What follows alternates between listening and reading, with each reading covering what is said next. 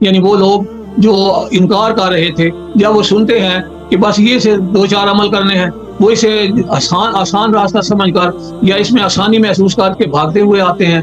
شہادت گاہ الفت میں قدم رکھنا ہے، لوگ آسان سمجھتے ہیں مسلمان ہونا۔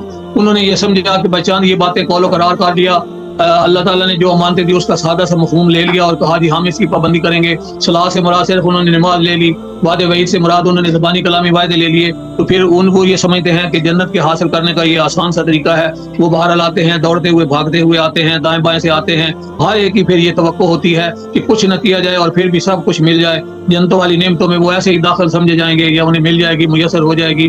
وہ ایسے ہی گاڑی جا رہی تھی اس پہ بیٹھ جائیں گے، اپنی منزل پہ پہنچ جائیں گے۔ آگے لفظ ہے ایسا ہرگز نہیں ہوگا، یہ کوئی اتنا آسان معاملہ نہیں ہے۔